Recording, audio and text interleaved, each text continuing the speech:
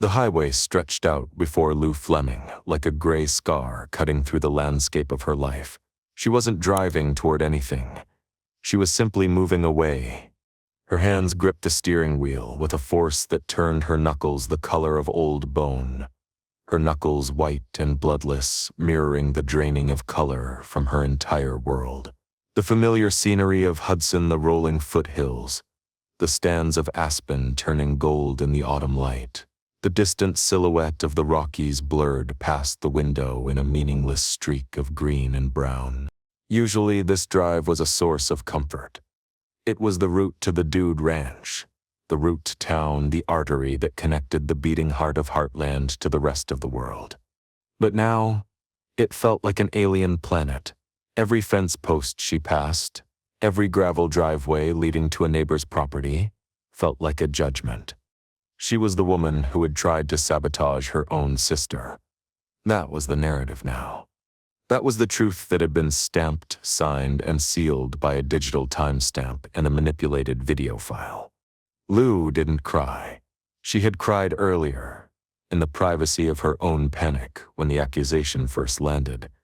But now the tears had dried up, leaving behind a scorching, arid desolation in her chest. It was a physical pain. A hollow ache located right beneath her sternum, where her connection to Amy used to be. It wasn't just that Amy hadn't believed her. It was the look in Amy's eyes. A look of revulsion, of total and absolute severance. Amy had looked at her not as a sister who was making a mistake, but as a cancer that needed to be cut out to save the host. She checked the rearview mirror instinctively, half expecting to see Jack's truck barreling down the road behind her, coming to bring her back, coming to tell her they had figured it out. But the road behind her was empty, just a long strip of asphalt and the dust swirling in her wake. Jack had stayed. He had stood there, paralyzed by the weight of the evidence, and he had let her walk out the door. He didn't believe the lie Lou knew that in her soul, but he hadn't known how to fight it in the moment, and his hesitation had been the final nail in the coffin. Lou didn't turn. She let the blinker click, a metronome, counting down the seconds of her exile, before swerving back into the lane and continuing straight. She couldn't go to the Dude Ranch. The Dude Ranch was part of the empire. It was part of the legacy she had just been accused of trying to destroy. If she went there, she would just be waiting for Amy to call, waiting for the inevitable legal notice or the next confrontation. She needed distance. She needed to be somewhere where the name Fleming didn't mean saboteur. Inside the farmhouse, the silence that followed the slamming of the front door was profound. It wasn't the quiet of a house at rest. It was the stunned, ringing silence of a battlefield after the last cannon had fired. The dust motes that had been stirred up by the argument drifted lazily in the shafts of afternoon sunlight, settling back onto the furniture as if nothing had happened. Amy stood frozen in the center of the living room, her chest heaving, her eyes fixed on the heavy oak door that stood between her and her sister. Her heart was hammering against her ribs, a frantic, bird-like rhythm that made her lightheaded. She waited for the crash. She waited for the crushing weight of guilt to descend upon her, the way it always did when she and Lou fought. She waited for the voice in her head to tell her to run after Lou, to apologize, to fix it. But the crash didn't come. Instead, a strange, cool sensation began to spread through her veins. It started in her fingertips, a sharp, almost tingling cold that prickled across her skin, as if she'd dipped her hands into a mountain stream. At first, she didn't recognize it. Her body had been so tightly coiled with tension for so long that any unfamiliar feeling seemed suspicious, even dangerous. But as that chill crept upward, traveling past her wrists into her forearms, and then up to her shoulders, Amy realized what was happening. The knots that had tied her muscles into aching cords for weeks began to unwind, loosening as if under gentle, invisible hands. Her breath, which for days had been shallow and nervous, came easier. A slow, steady exhale left her lips, carrying with it the residue of anxiety that had haunted her every waking moment. The ache behind her eyes faded. The familiar pressure in her chest like a fist squeezing her heart softened and then disappeared altogether. She flexed her fingers, almost marveling at the sensation, half expecting it to vanish if she acknowledged it. It was relief. Pure, unadulterated relief. Not the fleeting kind that comes from distraction or a reprieve, but something deeper, more profound, a release that settled into her bones and made her shoulders sag with the weight it lifted. For the first time in what felt like forever, Amy's mind was quiet. The ceaseless swirl of doubts, fears, and second-guessing that had filled her thoughts was suddenly silenced. She was left with only the sound of her own heartbeat, steady and strong, and the certainty that for this one fragile moment the chaos had finally ebbed. She was astonishingly free. For the first time in what felt like a lifetime, the noise was gone. The constant questioning, the frantic conspiracy theories, the late-night phone calls, the pressure to doubt her own judgment, it had all walked out the door with Lou. The barn wasn't a crime scene anymore. It was just a barn with a time-stamped video proving it had been tampered with. The construction site wasn't a fake movie set. It was a bustling project that she had seen with her own eyes. The world had stopped spinning. The chaos had resolved into a single linear narrative. Nathan was real. The problem was real. And Lou had been the source of the madness. It was a seductive feeling. It felt like waking up from a fever dream. Amy took a deep breath, the air entering her lungs without the constriction of anxiety. She felt lighter. She felt right. Nathan Price moved from the periphery of the room, stepping into Amy's line of sight. He moved with the careful, respectful grace of a mourner at a funeral, his hands clasped in front of him, his expression one of deep, sorrowful empathy. He didn't rush to touch her. He let her have her space, let her sit in the relief he had engineered for her. Are you okay? Amy blinked, breaking her stare with the door. She turned to look at him. He looked solid, stable. He wasn't frantic like Lou. He wasn't screaming. He was just there, a pillar she could lean on. I think so. That was incredibly difficult. I know how much you love her. She lied to me, Nathan. She looked me in the eye and lied. Amy's voice trembled, but it wasn't with doubt. It was with the indignation of the betrayed. She walked over to the coffee table and looked down at the laptop again. The video was paused on the freeze frame of Lou in the barn. The timestamp, Tuesday, burned bright white in the corner. I stood there and defended her. I told you she was the only one fighting for us. And the whole time, she was fighting for control. Nathan stepped closer now, close enough that she could feel the warmth radiating from him. He reached out and placed a hand on her shoulder. It wasn't a heavy grip. It was a grounding touch, warm and reassuring. It's a tragedy, Amy. It really is. Jealousy is a powerful drug. I've seen it destroy partnerships, businesses, families. She couldn't handle that you were outgrowing her. She couldn't handle that you were making a decision that didn't require her approval. Amy nodded slowly. The words fit. They slid into the empty spaces in her heart like a key into a lock. Low asterisk had asterisk always been controlling. Lou has always needed to be the manager, the boss, the one with the plan. It made sense that she would snap when Amy finally took the reins. she wanted me to fail. No, she wanted you to need her. And she was willing to burn down the barn to make sure you did. He squeezed her shoulder gently, then let his hand slide down her arm, offering a physical connection that felt like safety. You did the brave thing, Amy. Most people would have swept it under the rug. Most people would have let the toxicity continue just to keep the peace. But you stood up for the truth. You stood up for Heartland. Amy looked up at him, her eyes searching his face. She saw only concern and admiration. She didn't see the shark. She didn't see the man who had hired a hacker to alter a video file. She saw the partner she had been looking for. I feel like I should be crying, but I just feel empty. That's shocking. And it's peace. You've been living in a war zone for weeks. Amy, silence feels heavy when you're used to screaming. Jack was nowhere to be seen. He had retreated. Amy knew he was probably in the kitchen, or maybe he had gone out the back way to the barn, unable to watch the aftermath. His absence felt like a silent rebuke, but Nathan was quick to fill the void. Why don't we get out of here? Just for a little bit. The air in this house is thick. You need to breathe. I can't leave Grandpa. He's upset. Jack is a grown man. He needs time to process this too.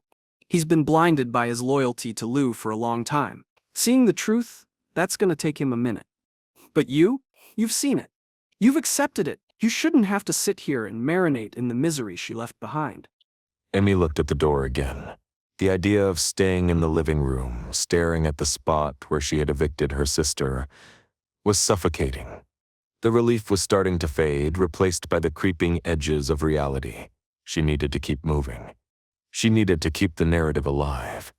Yeah, maybe you're right. Just a drive. A drive. Maybe get some food. Something to remind you that the world hasn't ended. It's just changed. Amy nodded. She wiped her face with the sleeve of her shirt, smoothing down the stray hairs that had come loose during the fight. She felt a need to be composed, to match Nathan's calm. She turned to him, offering a weak, grateful smile. Thank you for staying, for showing me the truth, even when I didn't want to see it. I told you, Amy. I'm in this with you. I'm in this with you. Whatever it takes. He offered her his arm. It was an old-fashioned gesture, courtly and protective. Amy hesitated for only a second before looping her arm through his. It felt like an alliance. It felt like the future. As they turned to leave the room, the sunlight shifted, casting long shadows across the floor. The house felt bigger, emptier, and colder than it ever had before.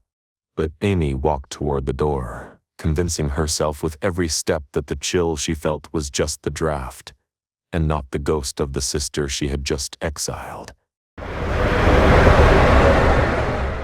Lou's SUV sat on the gravel shoulder of the highway, hazard lights blinking in a rhythmic, silent plea for caution. The engine was idling, the low vibration traveling up through the seat, grounding her in the physical world while her emotional reality spun out of orbit. She stared at the steering wheel, her breath fogging the air in the cold cabin. She hadn't turned the heat on. The cold felt appropriate. It felt like penance. She picked up her phone. Her hand wasn't shaking anymore. It was steady with the terrifying clarity of a general ordering a retreat. She scrolled to Katie's contact. Her thumb hovered over the name. This was the call that would break her daughter's heart. This was the call that would sever the last tendon holding their life in Hudson together. She pressed call. It rang 3 times. Then a breathless click. Mom, I'm in history. Is everything okay? Lou closed her eyes. The sound of Katie's voice normal, annoyed at the interruption, safe, almost broke her. She had to swallow a sob so violent it hurt her throat. Katie, I need you to listen to me carefully. Can you step out? Mom, you sound weird. Hold on. Okay, I'm in the hall. What's going on? Did something happen with the bond? I need you to get your things. I'm coming to pick you up. Now, school isn't over for 2 hours. It doesn't matter. I'm coming now. Mom, you're scaring me. What happened? Is it Amy? Lou looked out the windshield at the gray horizon. How did she explain this? How did she explain that her sister, the woman Katie idolized, had just looked at video evidence of a crime? Lou didn't commit and chosen to believe a stranger. Amy and we fought. A bad one. You guys always fight. You'll make up by dinner. Did she get mad about the inspection thing again? No, honey. This is different. She asked me to leave. There was silence on the other end of the line. A long, stunned silence. She kicked you out? Of the house? She thinks I'm trying to hurt her. She thinks I'm sabotaging the ranch because I'm jealous. Nathan showed her something. A video. It was edited, Katie. I swear it was edited, but it made it look like I planted the mold. That's insane. Does she seriously believe that? Yes, she does. I'm going over there. No. I'm going to tell her. I'm going to tell her that you didn't paint the walls. I can prove it. I told you a bow. Katie, no, you will do no such thing. Lou's voice cracked like a whip. It wasn't anger. It was panic. She gripped the phone tighter. You cannot go there, Katie. You cannot fight this for me. Why? She loves me. She'll listen to me. She'll believe me. She won't. She can't. Not right now. Lou looked at her reflection in the rearview mirror. Her eyes were red. Her face pale. She saw a woman who had been outmaneuvered by a master manipulator. Nathan has his claws in her deep, Katie. He's twisted everything. If you go there screaming, he'll just use it against us. He'll tell her I sent you. He'll tell her I'm manipulating you to fight my battles. He'll turn you into the enemy too. So we just let him win? We just let him steal the ranch and steal Amy? We aren't letting him win. We're surviving. Lou took a breath. The decision had been made the moment she walked out the door, but saying it aloud made it real. It made it irrevocable. I'm coming to get you. We're going to pack a bag. Just the essentials. Pack a bag? For the Dude Ranch? No, not the Dude Ranch. We can't stay there. It's too close. He'll come for me there. He'll serve me with papers. Or he'll accuse me of something else. Then where are we going? Away, Vancouver. Just away from Hudson. Away from the poison. Mom, are we running away? We're retreating, Katie. There's a difference. We're getting to high ground before the flood takes us both. Katie didn't argue. She heard the finality in her mother's voice. She heard the fear. And for the first time, she realized that the invincible Lou Fleming, the woman who could fix any crisis with a spreadsheet and a stern look, was truly defeated. Okay, I'll meet you out front. I love you, honey. I'll be there in 10 minutes. Lou hung up. She didn't put the phone down immediately. She held it to her chest, as if trying to physically keep the connection to her daughter close. She wiped her face. She put the car in drive. She checked her blind spot. She pulled back onto the highway. She didn't look back at the exit for Heartland. That road didn't exist anymore. There was only the road forward into the rain, away from the home that had just become a hostile territory. The hallway of the farmhouse felt like a tunnel. Nathan stood near the door, his hand resting lightly on the small of Amy's back, guiding her toward the exit. He was the picture of solicitous care, a man helping a grieving woman escape a house of memories. Amy moved with him, her eyes vacant, her body exhausted from the adrenaline crash. She wanted the cold air.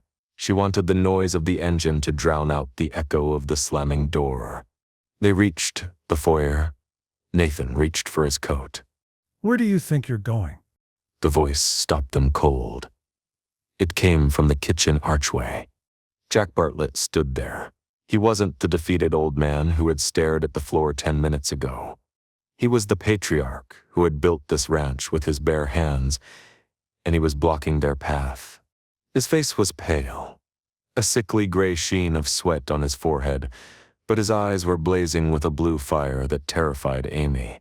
He was trembling, not with fear, but with a rage so potent it was vibrating his entire frame.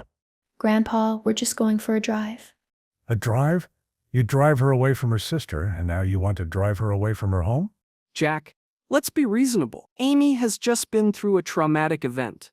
She needs space. She needs to decompress away from this environment. This environment is her life.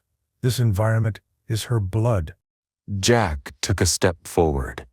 He looked dangerous. He looked like a cornered bear. You think I don't see what you're doing? You stripped the meat. You turned them against each other. You broke the bond. And now you're coming for the bond. You want to isolate her so there's no one left to whisper in her ear that you're a thief. Grandpa, stop it. Amy stepped in front of Nathan, shielding him. It was an instinctual move, born of the last hour's narrative. Nathan was the victim of Lou's jealousy, therefore Nathan needed protection. He didn't break the bond. Lou did. Lou lied to us. You saw the video? I saw a trick. I saw a magic show performed by a con artist.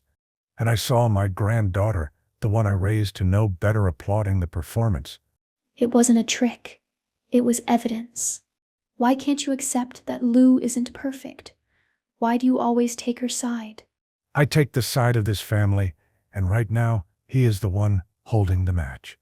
Jack pointed a shaking finger at Nathan over Amy's shoulder. You get out of my house. You get off my land. And you take your poison with you. See? This is exactly what I was talking about. He's clinging to the past, Amy. He can't handle the truth about Lou, so he's vilifying the messenger. It's classic denial. Classic denial. Amy felt a surge of protective anger. Nathan was being so calm, so rational, and Jack was acting like a lunatic. It embarrassed her. It validated everything Nathan had said about the family holding her back. He's not going anywhere. He's the only one who has been honest with me. Honest? He's a shark in a suit. He's a partner. He's trying to save us. And you're just an old man who's afraid of change. You're so scared of losing control that you'd rather believe Lou's insane conspiracy theories than admit we need help. The words hit Jack like physical blows. Old man. Afraid. Each accusation landed heavy in his chest, reverberating through memories of all he'd sacrificed to hold the family together. The sting of being called old cut deeper than age. It stripped away years of hard-won wisdom, turning them into weakness. Afraid was worse still, echoing in his mind as a condemnation, exposing the vulnerability he tried so hard to hide. Amy's words weren't just angry. They reshaped him in her eyes, reducing him to a relic clinging to the past. For a moment, Jack felt small, battered, and heartbreakingly alone. Amy, look at yourself. You're sounding like him. You're using his words. I'm using my own words. Maybe for the first time. Lou controlled me for years. And you let her treat me like a child. Well, I'm not a child anymore. Jack's breath was coming in short, ragged gasps now. He tried to steady himself, but each inhale scraped painfully through his throat, catching on a lump of emotion he couldn't swallow. His hand drifted to his chest, rubbing the sternum absently, as if trying to massage away a knot of pain that was tightening with every word spoken in the room. His fingers pressed against his shirt, seeking comfort. But the ache only deepened sharp, insistent, impossible to ease. It wasn't just physical. It was the crushing weight of heartbreak, the realization that he was losing more than his breath. He was losing his family. I never treated you. Yes, you did. You always sided with her. Lou knows best. Lou has a business degree. Well, Lou is gone, and I am running this ranch. And if you can't support me, if you're going to stand there and insult the man who is helping me. Amy's voice rose to a shriek, fueled by the guilt she was suppressing, fueled by the fear of being wrong. Then maybe I should leave too. The silence that followed was absolute.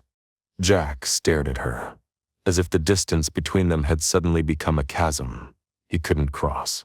His mouth opened slightly, as if to speak, but no words came out, only a fragile breath that trembled in the heavy silence. The color drained completely from his face, leaving him ashen like a man glimpsing the edge of some terrible precipice. His eyes searched Amy's face, desperate for a sign that she didn't mean what she'd said, that this was all some horrible misunderstanding. But there was no comfort to be found. Shock, disbelief, and a raw, aching hurt flickered across his features. It was the look of a man who had lost not just an argument, but something far more vital: his place in the family he had built with his own hands. Jack's eyes widened. He looked surprised, more than anything. He looked down at his chest, as if wondering who had punched him. "Jack!" The scream broke the spell. Jack's knees buckled. He didn't slump. He collapsed.